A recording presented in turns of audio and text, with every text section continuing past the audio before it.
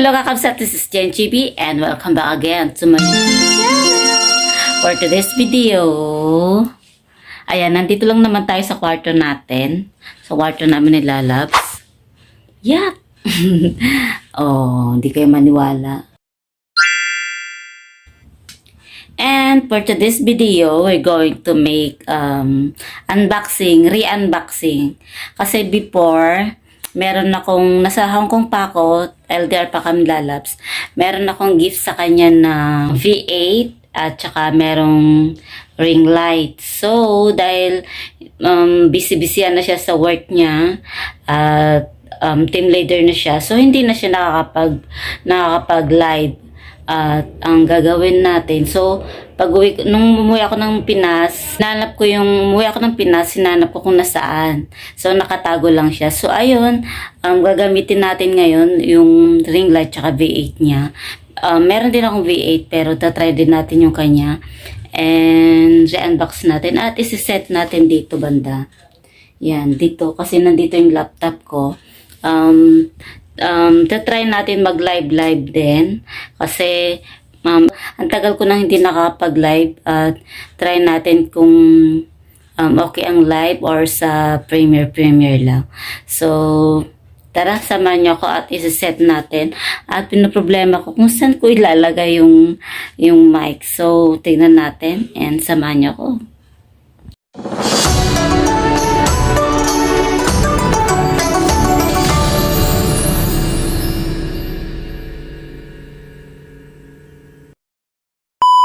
So, dito natin si-set.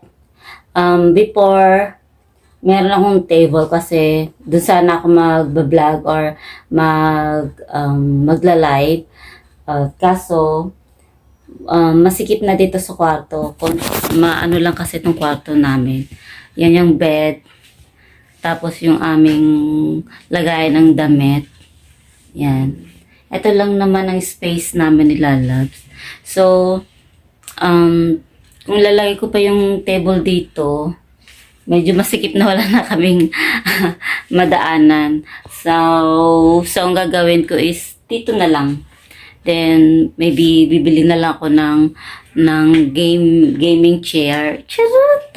Diba? So, but as of now, ang gagamitin ko muna is yung, ang tawag nun, yung plastic na upuan. So, inisip ko kung saan ko ilalagay ang mic. Meron ako before. Ito siya.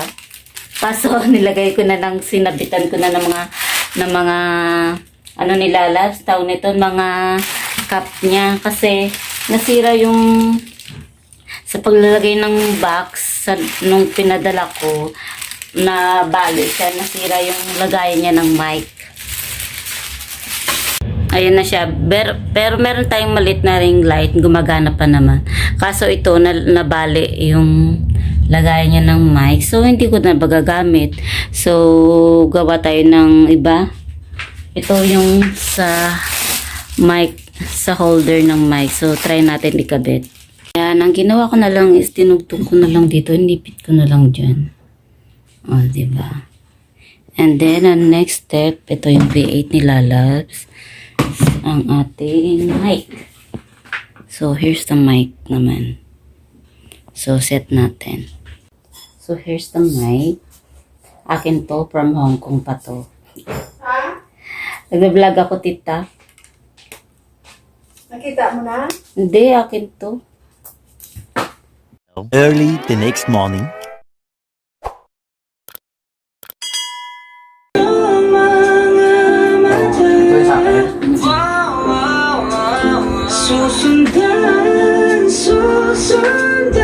Nalustulit pa to. Basta't ngumiti ka lang palagi, lagi o lagi. Ngumiti ka lang sa'kin, lagi o lagi. Ngumiti ka lang palagi, lagi o lagi. Ngumiti ka lang palagi. Masasan yung wire mo? Ayun pala.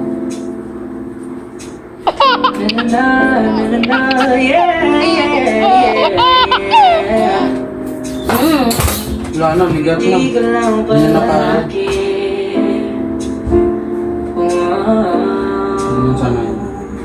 Wag na yan, Gra.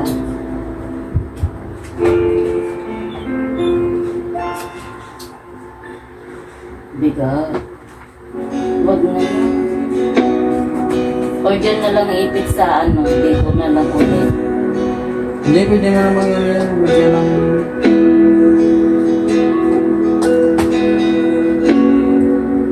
Pali. Ilang araw nang nakatulala, Wala kang bigat. nag-iisip kung babalik ka pa. Sana di na lang napaalam.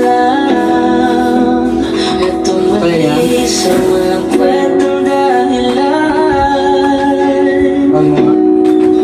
inamin ko na Low ba? ako ang mali. Sana naman pagbigyan muli. May No Bluetooth. battery, please charge. No battery first. Ako'y Saan sabi? babalik sa'yo.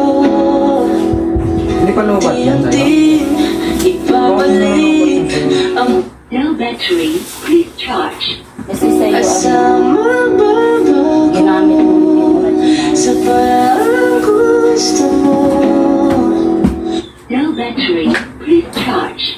Alis, ako'y Ano, hawakan ko lang ang gamit.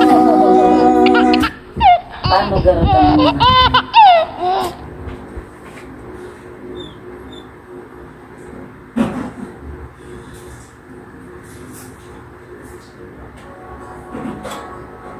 Parang matatanggal yung ano. Hindi na. Napag yung ginaga niya yung mic, hindi pa maayos. na aking dating binitawan. Ganun yun, so. Sa ilalim ata. Nalulunod sa sakit na nabuha ko sa'yo. Paniwalaan mo. Amin ko na ako ang mali. Sana naman pagbigyan muli. Sa pagkakataong ito, ako'y babalik sa'yo. Unti-unting ibabalik ang puso mo. Asa magbabago sa parang gusto mo. Pangakong di naaalis, ako'y iyong-iyo. Sa pagkakataong ito, ako'y babalik sa'yo. Unti-unti ibabalik ang puso mo. Sa magbabago sa parang gusto mo. Pangakong di The next day.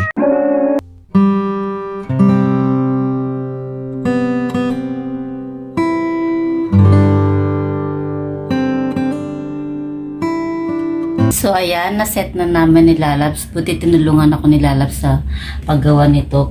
Ang hirap kasi hindi namin alam kung saan namin ilalagay itong mic. So ganyan na muna. So nandito yung mic natin. Hindi ko muna siya nailagay kasi hindi ko pa naman siya gagamitin. Ilalagay ko na lang siya kapag gagamitin na. Kasi baka mabigat kasi ito eh. Tsaka ito hindi niya kaya.